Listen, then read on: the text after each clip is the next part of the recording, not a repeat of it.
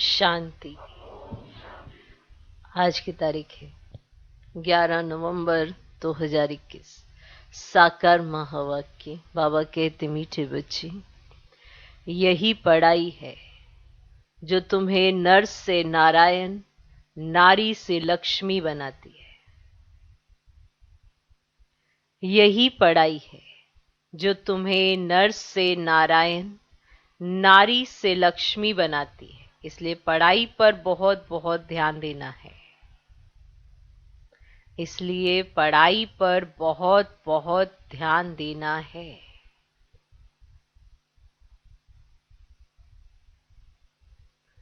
बाबा कहते, मीठे बच्चे, यही पढ़ाई है जो तुम्हें नर से नारायण, नारी से लक्ष्मी बनाती है। इसलिए पढ़ाई पर बहुत बहुत ध्यान देना है। समझ आ रही? आज का प्रश्न, बाप द्वारा बच्चों को कौन सा वर्षा मिलता है? बाप द्वारा बच्चों को कौन सा वर्षा मिलता है जो किसी तीर्थ या जंगल में जाने से नहीं मिल सकता? बाप द्वारा बच्चों को कौन सा वर्षा मिलता है जो किसी तीर्थ या जंगल में जाने से नहीं मिल सकता?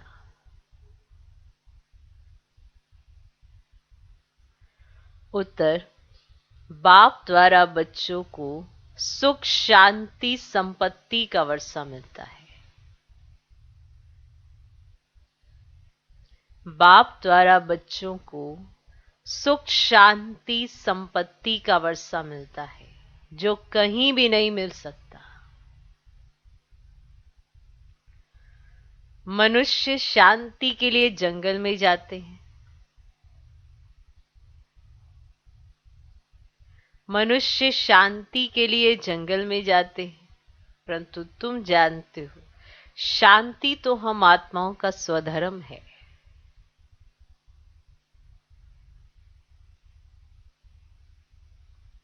मनुष्य शांति के लिए जंगल में जाते हैं, परंतु तुम जानते हो, शांति तो हम आत्माओं का स्वधर्म है। तो बाप द्वारा बच्चों को कौन सा वर्षा मिलता है जो किसी तीर्थ या जंगल में जाने से नहीं मिल सकता? उत्तर, बाप द्वारा बच्चों को सुख शांति संपत्ति का वर्षा मिलता है जो कहीं भी नहीं मिल सकता है। मनुष्य शांति के लिए जंगल में जाते हैं, परंतु शांति जंगल में तो नहीं मिलेगी। परंतु तुम जानते हो, शांति तो हम आत्माओं का स्वधर्म है। आज का गीत है, तुम्हें पाके हमने जहान पा लिया। ओम शांति। बाप बैठ बच्चों को समझाते हैं, क्योंकि तुम अभी धन के बने हो। बाकी जो भी मनुष्य मात्र हैं वे निधन के हैं। धनी एक बाप को ही कहा जाता है। घर में जब लड़ते तो कहा जाता है, तुम्हारे कोई धनी धोरी नहीं है क्या? अभी सारी दुनिया के मनुष्य मात्र लड़ते झगड़ते रहते हैं, एक दो का खून भी कर देते हैं। बाप ही आकर समझाते हैं, ये काम तो महाशत्रु है जिससे सभी आदि मध्य अंत दुख पाते हैं। तुम बच्चे जानते हो, अभी हम बेहद बाप से बेहद सुख का वर्षा ले रहे हैं। मनुष्य भल कहते हैं हमको शांति चाहिए, परंतु शांति क्या है, कहां से मिलती है? क्या जंगल में जाने से शांति मिलेगी? सुख शांति कब और कौन देते? तीर्थों पर किस लिए जाते? यह भी कोई जानता नहीं। सिर्फ सुना है कि भक्ति करने से भगवान मिलेगा, जानते भगवान को भी नहीं। बाप कहते, मैं आकर तुम बच्चों को सुख शांति देता हूं। अब सुख शांति संपत्ति किसके पास नहीं है? देने वाले को भी कोई नहीं जानता। जिसने दिया है, देने वाले को भी कोई जानता नहीं। तो बाप आकर समझाते हैं, तुम गाते भी हो दुख हरता सुख करता। तो गांधी जी भी पुकारते थे कि हे पतित पावन आकर पावन बनाओ। तो गाते हैं पतित पावन सीताराम, परंतु अर्थ का पता नहीं। भक्ति क्यों करते, उससे क्या मिलेगा, कुछ भी जानते नहीं। ये भक्ति की भी ड्रामा में नोंद है। द्वापर से रावण राज्य शुरू होता है। मनुष्य ये नहीं जानते कि रावण क्या चीज है, कब तक रावण को जलाते रहेंगे, भल उनका जन्म कब हुआ। रावण के भी बुत को बनाकर जलाते हैं, आत्मा कभी जलती नहीं। तो ये सब बातें तुम बच्चे ही जानते हो। आज से 5000 वर्ष पहले भारत स्वर्ग था, इन लक्ष्मी नारायण का राज्य था। लक्ष्मी नारायण को ही भगवती भगवान कहा जाता है। फिर त्रेता में राम का राज्य था। उन्हों को ये राज्य कैसे मिला, फिर यह राज्य कहाँ गया, ये कोई नहीं जानते। अर्थात रचना के आदि मध्य अंत को कोई जानता नहीं। तुम इस नॉलेज से स्वर्ग के मालिक बनते हो। स्कूल में पढ़ाई से कोई वकील जज बनते, लक्ष्मी नारायण नहीं। लक्ष्मी नारायण नहीं बनेंगे। ऐसा कोई नहीं होगा जो कहे कि मैं तुमको ये बनाता हूं। तुम बच्चे जानते हो ये लक्ष्मी नारायण की डिनाइस्टी इस पढ़ाई से बनी है। दुनिया इन बातों को नहीं जानती। सत्युग के लिए भी कह देते लाखों वर्ष, तो ये कैसे जाने कि लक्ष्मी नारायण कहां गए। देख भी रहे हैं कि भारत में ही लक्ष्मी नारायण के बहुत चित्र हैं, ढेर मंदिर बने हुए हैं। समझते हैं इनसे हमको धन मिलेगा। महालक्ष्मी से हर दीपमाला पर धन मांगते हैं, परंतु साथ में जरूर नारायण भी होगा। दीपमाला पर पूजा करेंगे, फिर उन्हों की अल्पकाल सुख की भावना पूरी होती है तो समझते हैं लक्ष्मी से धन मिलता है। वास्तव में लक्ष्मी नारायण दोनों हैं। लक्ष्मी महालक्ष्मी कोई अलग अलग नहीं है। ये बातें मनुष्य नहीं जानते, बाबा ही समझाते हैं। आजकल मनुष्य तो कह देते ईश्वर पत्थर भीतर में है, तो बाप कहते सब पत्थर बुद्धि है। पारस बुद्धि तो सत्युग में है। जब लक्ष्मी नारायण का राज्य था तो सोने हीरो के महल थे। 5000 वर्ष की बात है। शास्त्रों में कल्प की आयु लाखों वर्ष लिख दिया है। तो बाप कहते ये भक्ति मार्ग से सीढ़ी नीचे उतरनी पड़ती है। ड्रामा अनुसार जब दुर्गति को पाए तब मैं आऊं और आकर नई दुनिया बनाऊं। तो अभी तुम बच्चे नई दुनिया के मालिक बनने के लिए राजयोग सीख रहे हो। तुम जानते हो इस महाभारत महाभारी लड़ाई से पुरानी दुनिया का विनाश होगा। ये ड्रामा बना बनाया है। सत्युग में देवी देवताओं का राज्य था, उनको 5000 वर्ष हुए। 2500 वर्ष सूर्यवंशी चंद्रवंशी राजधानी चली। बाकी द्वापर से रावण राज्य शुरू हुआ। ठीक, मनुष्य पतित बनते जाते हैं, परंतु उनको ये पता ही नहीं कि हमको पतित किसने बनाया।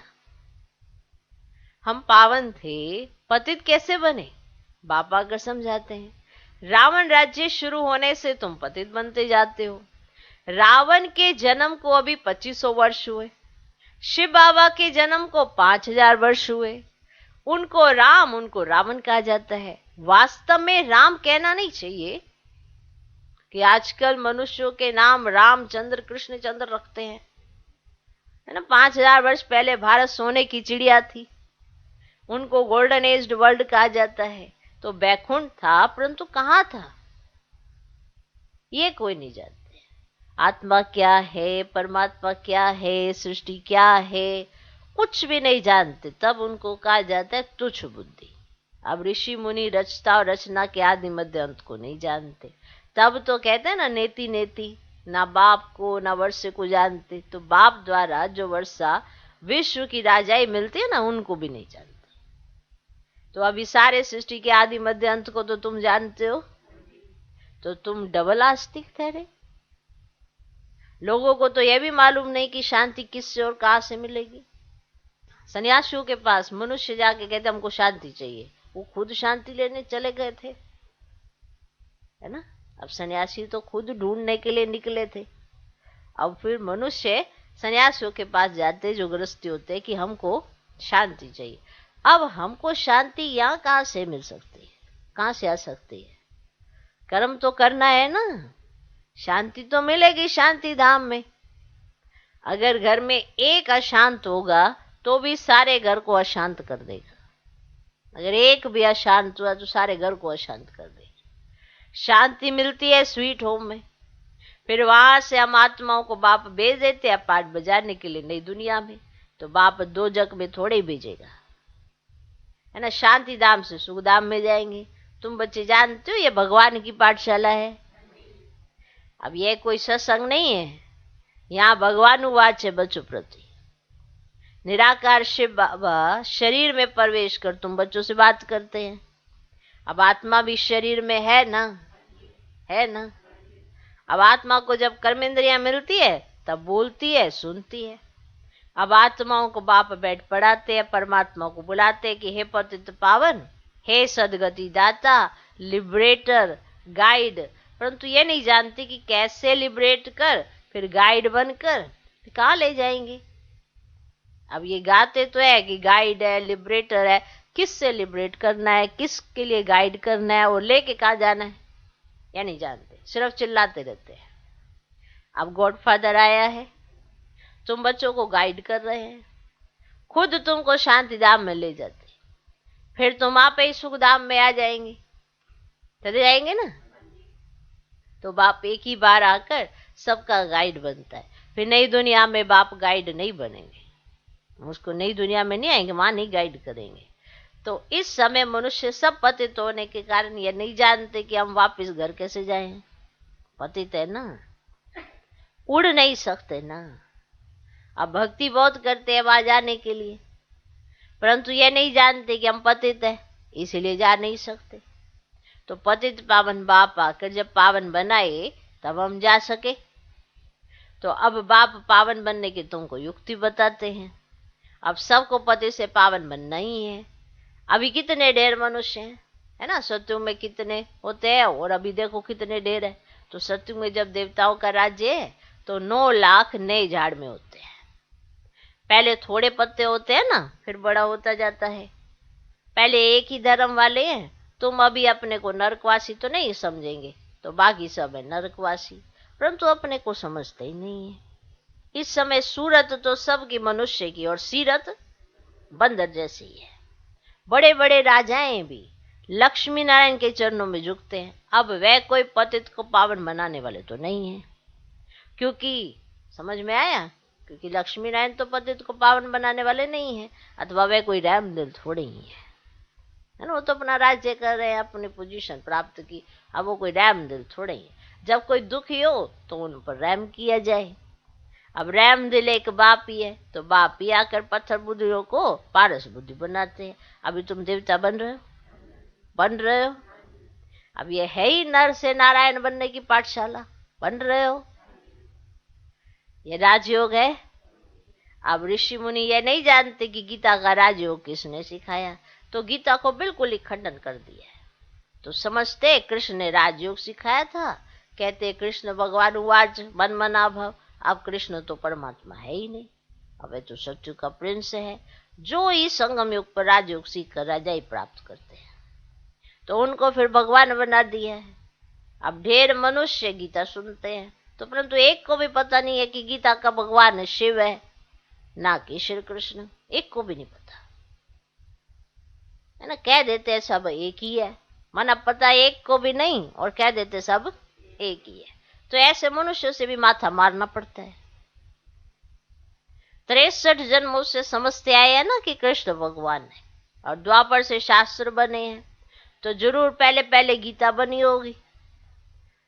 ऐसा ही है ना, ये शास्त्र सब है देखो बच्चे भक्ति मार्ग के। अब ज्ञान मार्ग का एक भी शास्त्र नहीं है। अब गीता है नंबर 1, और बाद में ये वेद उपनिषद बने हैं, वह भी गीता के सब बाल बच्चे हैं, उसी से ही निकले हैं ना सारे। वे पढ़ते पढ़ते नीचे उतरते आए हैं। अब 84 जन्म पूरे हुए, अब चलना है पहले नंबर में। अब तुम फिर सत्युगी लक्ष्मी नारायण बनने के लिए यहाँ पढ़ने आए हो। सब तो लक्ष्मी नारायण नहीं बनेंगे, ये राजधानी स्थापन हो रही है, परंतु किसने राजधानी स्थापन की यह किसकी बुद्धि में ही नहीं आएगा। अब कलयुग में तो इतने ढेर मनुष्य जो खाने के लिए अनाज भी नहीं मिलता, और सत्युग में सिर्फ लक्ष्मी नारायण की राजधानी हो गई। बताओ। अभी देखो कलयुग में कितने ढेर है जो खाने के लिए अनाज भी नहीं मिलता है, और सत्युग में सिर्फ लक्ष्मी नारायण की राजधानी होगी। यहाँ देखो कितने धर्म है ना।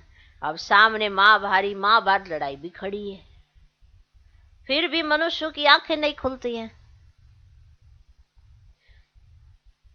तो ये महाभारी लड़ाई कल्प पहले भी लगी थी, अब उनके बाद क्या हुआ कुछ नहीं जानते। तो ये सब बातें तुम ब्राह्मण ब्राह्मणी ही जानते हो, जानते हो, जानते हो। तुमको बाप ने ब्रह्मा द्वारा एडॉप्ट किया है। भगवान तुमको पढ़ाकर ये लक्ष्मी नारायण बनाते हैं, तो अच्छी तरह पढ़ना चाहिए।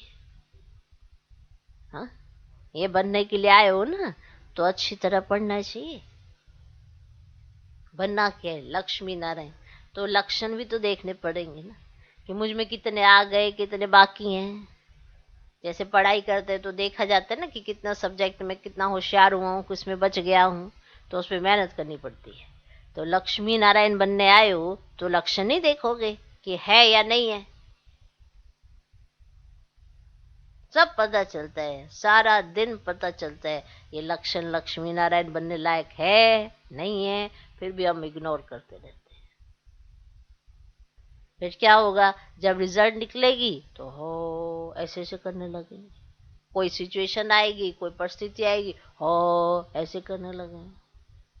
तो लक्षण आ नहीं रहे तो परिस्थितियां तो आएंगी, जब तो हल जाएंगे। तो चेक तो करना चाहिए ना। क्या? हाँ, भगवान हमको पढ़ाकर ये लक्ष्मी नारायण बनाते हैं, तो अच्छी तरह पढ़ना चाहिए। सिर्फ बाप को नई दुनिया को याद करो तो तुम नई दुनिया में चले जाएंगे। फिर अगर अच्छी तरह पढ़ेंगे और पढ़ाएंगे तो राजा रानी बन सकते हैं। जितनी रूहानी सर्विस करेंगे, तुम हो रूहानी सोशल वर्कर, बाकी सारी दुनिया है जिस्मानी सोशल वर्कर। तुम आत्माओं को बाप रोज ज्ञान देते हैं, रोज ज्ञान देते हैं, तो आत्माओं की सेवा करते हैं ना। उनको कहा जाता है आत्माओं की सेवा, जो सिखलाते भी है स्पिरिचुअल फादर। तो ये है मनुष्य को देवता बनाने की पाठशाला, बनेंगे भी जरूर। जब तुम पढ़कर तैयार हो जाएंगे और विनाश शुरू होगा, फिर तुम भी जाएंगे। कहते हैं ना, राम गयो रावण गयो, सिर्फ थोड़े रह जाते हैं जो फिर अदली बदली होते रहते हैं। फिर तुम आएंगे स्वर्ग में। तुम्हारे लिए अब नई दुनिया स्थापन हो रही है, तुम स्वर्गवासी बनने के लिए पढ़ रहे हो। अब यह नर्क है ना। अब तुम तो हो संगम पर, अभी तुम ब्राह्मण ब्राह्मणियां नहीं बनेंगे तो वर्षा ले नहीं सकेंगे। वर्षा ब्राह्मणों को मिलता है, जो एक बाप के सिवाय और कोई भी देदारी को याद नहीं करते। बाकी कुछ ना कुछ सुना तो प्रजा में आ जाएंगे। अच्छा, मीठे मीठे सिकिलदे बच्चों प्रति माता पिता बाप दादा का याद प्यारो गुड मॉर्निंग। रूहानी बाप की रूहानी बच्चों को नमस्ते। हम रूहानी बच्चों की भी रूहानी बाप को नमस्ते नमस्ते नमस्ते। Good morning good morning good morning.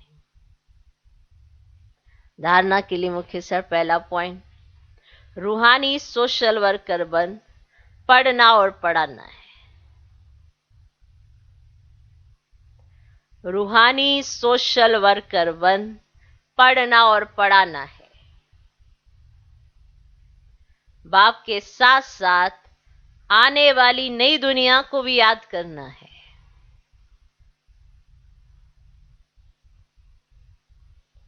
रूहानी सोशल वर्कर बन, पढ़ना और पढ़ाना है। बाप के साथ साथ आने वाली नई दुनिया को भी याद करना है।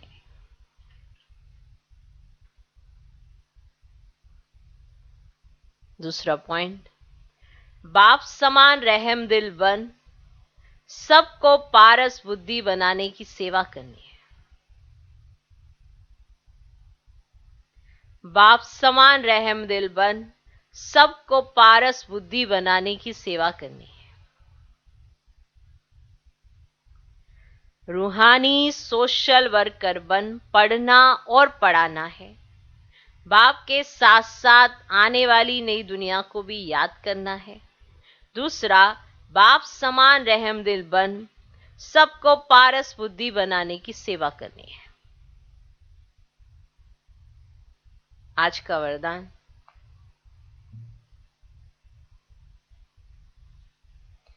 साधनों को यूज करते हुए साधना को अपना आधार बनाने वाले सिद्धि स्वरूप भव। साधनों को यूज करते हुए साधना को अपना आधार बनाने वाले सिद्धि स्वरूप भव। साधनों को यूज करते साधना को अपना आधार बनाने वाले सिद्धि स्वरूप भव। कोई भी पुरानी दुनिया के आकर्षण में दृश्य, अल्पकाल के सुख के साधन यूज करते व देखते हो तो उन साधनों के वशीभूत हो जाते हो। साधनों के आधार पर साधना ऐसे है जैसे रेत के फाउंडेशन पर बिल्डिंग। अगर आप साधनों के आधार पर साधना करते हैं तो वैसे है जैसे रेत के फाउंडेशन पर बिल्डिंग। जरा सा रेत हिली और बिल्डिंग नीचे। इसलिए किसी भी विनाशी साधन के आधार पर अविनाशी साधना ना हो। आधार नहीं बनाना है किसी भी विनाशी साधन का कि अगर ये है तो मेरी तपस्या है, अगर ये नहीं है तो मेरी तपस्या नहीं है। किसी भी विनाशी साधन के आधार पर अविनाशी साधना ना हो। साधन निमित्त मात्र है और साधना निर्माण का आधार है। साधन निमित्त मात्र है, माना जो भी साधन आपको मिले हैं निमित्त मात्र, सिर्फ इस समय के लिए आप यूज कर सकते हो, लेकिन उसके आधार पर आपकी योग तपस्या नहीं होनी चाहिए। साधन निमित्त मात्र है और साधना निर्माण का आधार है। इसलिए साधना को महत्व दो तो साधना सिद्धि को प्राप्त कराएगी। तो आप साधना को महत्व दो तो साधना सिद्धि को प्राप्त कराएगी। माना ऐसी ऐसी सिद्धियां हैं जिसके आधार पर साधनों की आवश्यकता नहीं पड़ती है। अब साधनों के आधार पर अगर साधना करते हैं तो फिर तो डिपेंडेंट ही हैं, और अगर वो चीज मिलेगी तो योग तपस्या कर लेंगे, तो साधना हो जाएगी। अगर वो चीज नहीं मिली तो बस फिर गए। और वो तो निमित्त मात्र आप यूज करिए लेकिन डिपेंडेंट नहीं रहिए। अगर लाइट है, रेड लाइट जल रही है तो योग हो जाएगा। लाइट नहीं है, रेड लाइट नहीं जल रही है तो योग नहीं होगा। कमेंट्री हो रही है तो हमारा चिंतन चल रहा है, म्यूजिक चल रहा है तो योग हो जाएगा, वरना योग नहीं हो सकता। तो आज दिन तक भी कई आत्माएं म्यूजिक के आधार पर ही योग करती रहती हैं, इतने सालों से। कोई आपको योग कराएगा तो योग हो जाएगा, अगर आपको कहा जाएगा आप अपने आप योग करिए तो फिर सो जाएंगे। ये कैसी साधना हुई? सोचो ना, विचार तो करो। एक्टिवा है, गाड़ी है, बाइक है तो मैं चला जाऊं, तो मैं जा सकती हूँ। कोई कहीं यहां से वहां तक सेवा करने जाना है, थोड़े से डिस्टेंस पर है, कोई बात नहीं, पैदल चलते। ना ऐसे कैसे? बिना गाड़ी के तो हम चलते ही नहीं है, बताओ। तो साधन है तो आपका साधना वाला जीवन है, वरना तो कुछ नहीं।